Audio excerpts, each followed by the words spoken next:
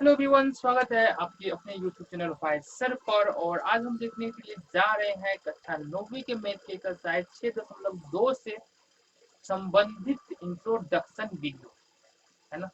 आज हम करेंगे इंट्रोडक्शन, यानी कि जो भी क्वेश्चंस करने के लिए हमको बातें जरूरी है उसको आज हम लोग देखेंगे। तो पूरी वीडियो में बने रहे, हर एक बात यहाँ पर बेहद ही आसान तरीकों से समझ में आने वाली है ना। तो चलो देखते हैं। तो यहाँ पर हम किस किस बातों को जानने वाले, जरा एक रिव्यू कर लो।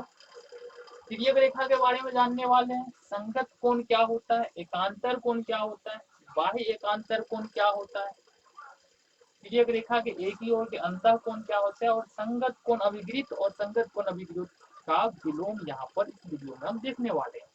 इतनी सारी बातों को हमको जानना है तो पूरी वीडियो तो बने रहना जरूरी है ना। तो देखो, सबसे पहली बात जो देखेंगे यहाँ पर वो है तिर्यक रेखा या प्रतिच्छेदी रेखा किसको बोलेंगे। तो तिर्यक रेखा किसको बोलेंगे, देखो सबसे पहली बात, तिर्यक रेखा का चर्चा कहाँ पर होगा, जहां पर समांतर रेखा का चर्चा होगा वहां पर तिर्यक रेखा का चर्चा होगा, है ना। यदि कोई दो समांतर रेखा है और कोई एक ऐसा रेखा है जो दोनों समांतर रेखाओं को काट रहा है, तो वो रेखा को क्या बोलेंगे, तिर्यक रेखा, यानी कि ट्रांसवर्सल लाइन बोलेंगे। यहाँ पर देख लो, एन और एम क्या है, समांतर है ना। यहाँ चित्र में देखना, चित्र में क्या है, एल समांतर एम है और एन एक तिर्यक छेदी है, एन एक तिर्यक छेदी है, तिर्यक छेदी रेखा है इस फिगर में, है ना।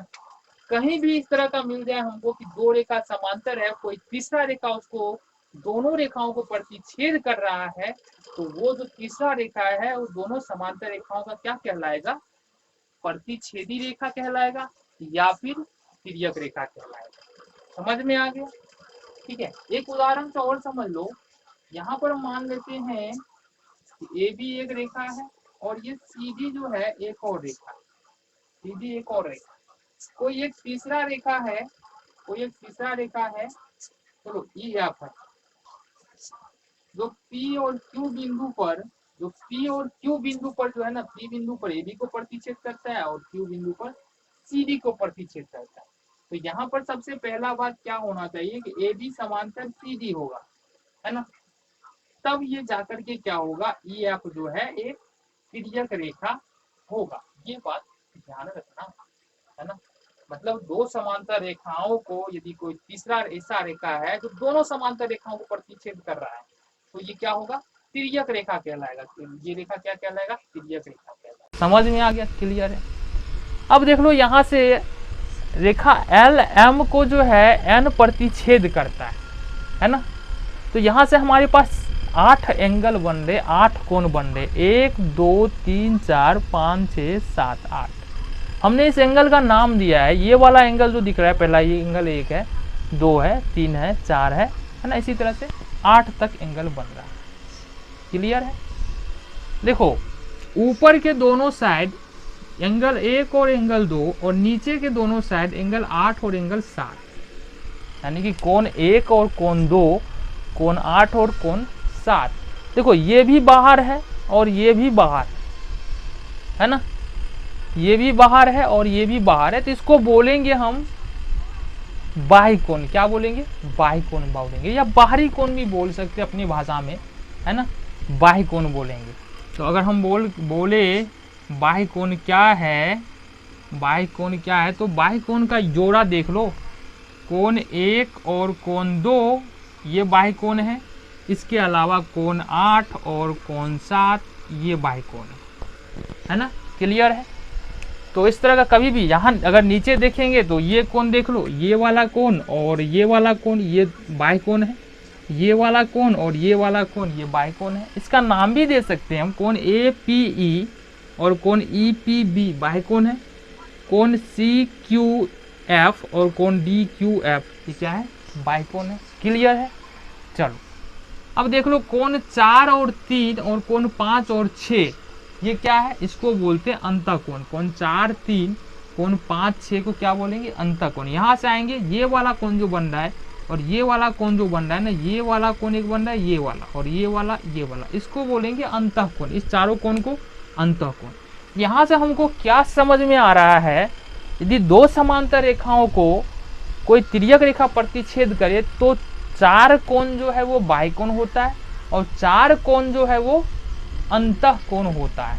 क्लियर है ना। तो यहाँ से सबसे पहले हम लिख लेते हैं अंतःकोण। अंतःकोण क्या है हमारे पास, अभी तो समझ में आ गया ना। 4 और 3 कोण 4 कोण 3 और एक जोड़ा है हमारे पास कोण 5 कोण 6, कोण 5 और कोण 6, ये अंतःकोण है। क्लियर है। चलो तो यहाँ से समझ में आ गया। अब देखो संगत कोण क्या होता है, संगत कोण क्या होता है। अब हमको जानना है संगत कोण क्या होता है। देख लो संगत कोण क्या होता है। यहाँ से संगत कोण जानना है। संगत कोण किसको बोलेंगे, कोण 1 और 5 को, कोण 2 और कोण 6 को। ठीक है। इसी तरह से कोण 4 और 8 को, कोण 3 और 7 को संगत कोण का युग्म कहते हैं, यानी संगत कोण का जोड़ा कहते हैं, है ना। संगत कोण का यदि पहले जोड़े की बात करें तो कौन होगा, कोण 1 और कोण 5, कोण 1 और कोण 5 होगा। दूसरे युग्म की बात करें तो कोण 2 और कोण 6 होगा, कोण 2 और कोण 6 होगा। इसी तरह से तीसरे युग्म की बात करें, तीसरे युग्म की बात तो कोण 4 और कोण 8 होगा, कोण 4 और कोण 8 होगा। और चौथे युग्म की बात करें तो कोण यहाँ से 3 और कोण 7 होगा, कोण 3 और कोण 7 होगा। देखो अगर कहीं भी दो समांतर रेखा को कोई तिर्यक छेदी रेखा काटता है तो बात इसी तरह से होगा। अगर इसमें बात करेंगे इस वाले पिक्चर में तो देखो यहाँ से हम बता रहे हैं कि कोण APE, कोण APE और कोण PQC, कोण PQC, यानी कि ये वाला कोण और ये वाला कोण, ये संगत कोण का क्या है, युग्म है ना। तो ये बात समझ में आ गई हमको, संगत कोण तो समझ में आ गया। ठीक है। एकांतर कोण क्या होता है, एकांतर कोण क्या होता है। देखो एकांतर कोण किसको बोलेंगे, एकांतर कोण, इसके दो युग्म होंगे। एकांतर कोण के दो युग्म होंगे, कोण 4, गौर से देखना, कोण 4 और कोण 6, कोण 3 और कोण 5। ठीक है। तो इसका युग्म हो जाएगा, पहला युग्म कोण 4 और कोण 5, कोण 4 और कोण 6, कोण 4 और कोण 6 और कोण 3 और कोण 5। दूसरा युग्म क्या हो जाएगा, कोण 3 और कोण 5। ये एकांतर कोण के युग्म है, कोण 4 और कोण 6, कोण 3 और कोण 5 एकांतर कोण के युग्म है। इसी तरह से देख लेना बाह्य एकांतर कोण क्या होता है। देखो बाह्य एकांतर कोण, बाह्य एकांतर कोण क्या होता है, बाह्य एकांतर कोण क्या होता है देख लो। अभी हमने देखा कि कोण 4 और 6, कोण 3 और 5 एकांतर कोण है या अंतः एकांतर कोण है। इसी तरह से अगर 2 और 8, 1 और 7 ये क्या है, बाह्य एकांतर कोण है। तो कहाँ हो जाएगा, कोण 2 और कोण 7 ये एक युग्म हो जाएगा, कोण 2 और कोण 7 ये पहला युग्म हो जाएगा हमारा बाह्य एकांतर कोण का। और दूसरा युग्म जो है वो हो जाएगा कोण 1 और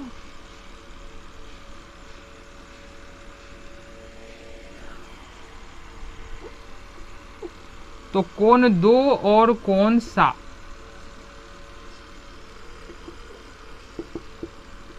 तो कोण 2 और कोण 8 ये एक युग्म हो जाएगा, कोण 2 और कोण 8 एक युग्म हो जाएगा एकांतर कोण का।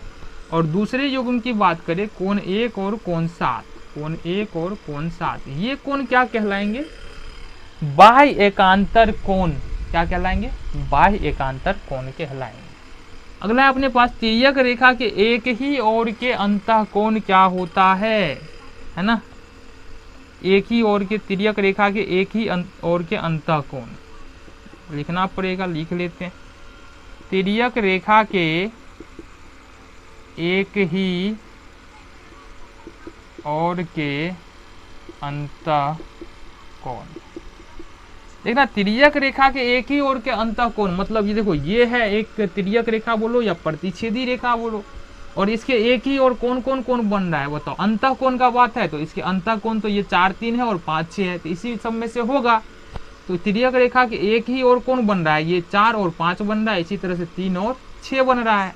तो पहला युग्म जो होगा तिर्यक रेखा के एक ही ओर के अंतः कोण का, वो क्या होगा 4 और 5, और दूसरा युग्म जो होगा वो होगा 3 और 6 का, कोण 3 और कोण 6। तो इस तरह से हमको ये बातें समझ में आ जाती है, तिर्यक रेखा क्या है, संगत कोण क्या है, एकांतर कोण क्या है, और उसके बाद अंतः कोण क्या है, बाह्य कोण क्या है, ये बातें हमको समझ में आ गई। तो अब देखना है हमको संगत कोण अभिगृत क्या कहता है। देख लो, संगत कोण अभिगृत क्या कहता है, यदि एक तिर्यक रेखा दो समांतर रेखाओं को प्रतिच्छेद करे तो संगत कोण का प्रत्येक युग्म बराबर होगा, यानी कि प्रत्येक जोड़ा जो है वो बराबर होगा, है ना। यहाँ से देख लो, यहाँ से देख लो, L समांतर M है, L समांतर M है, और N एक प्रतिच्छेदी रेखा है, N एक तिर्यक रेखा है, ठीक है। सबसे पहली बात जो हमको देखना है कि संगत कोण का युग्म कौन सा है। तो संगत कोण का युग्म देख लो यहाँ पर, तो संगत कोण कौन कौन है, पहले ये देखो संगत कोण कौन कौन है। पहला युग्म जो है वो 1 और 5 है, कोण 1 और कोण 5 है। दूसरा युग्म जो है अपने पास कोण 4 और कोण 8 है, कोण 4 और कोण 8 है।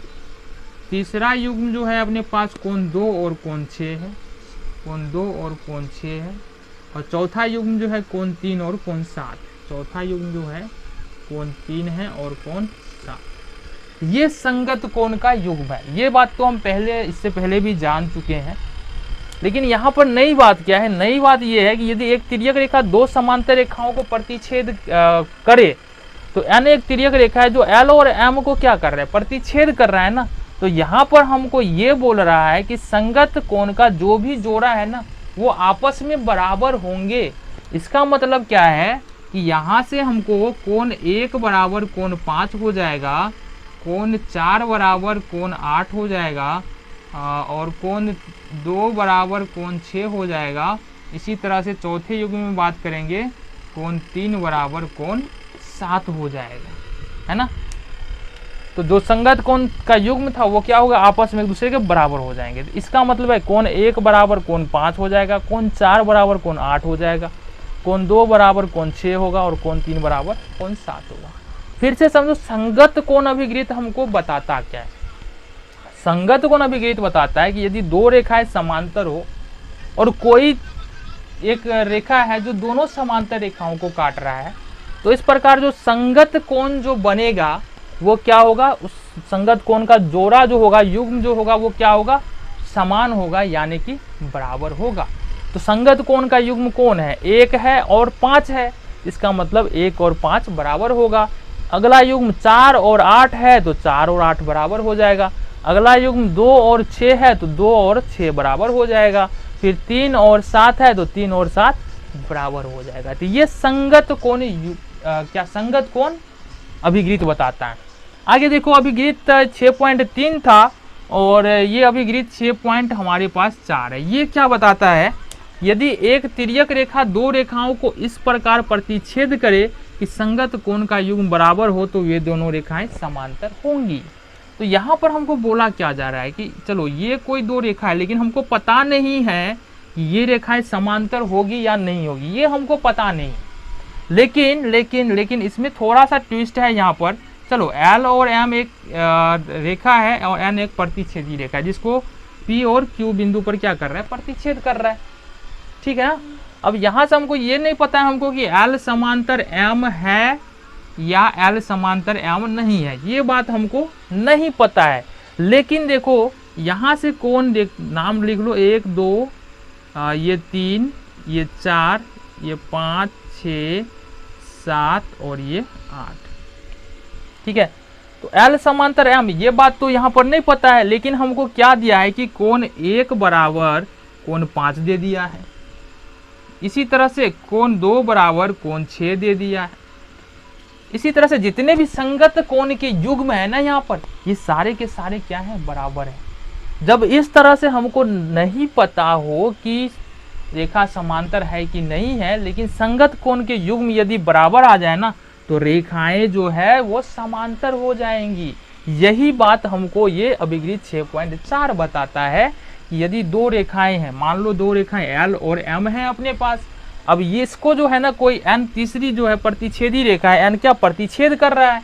अब प्रतिच्छेद करने के बाद जो भी संगत कोण है, जैसे 1 है 5 है 4 है 8 है 2 है 6 है 3 है 7 है, ये संगत कोण के युग्म है।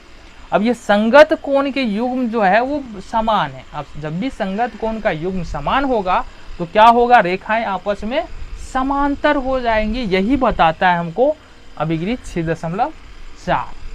तो ये था खैर कुछ इंट्रोडक्शन वीडियो। तो मिलते हैं अगले वीडियो में।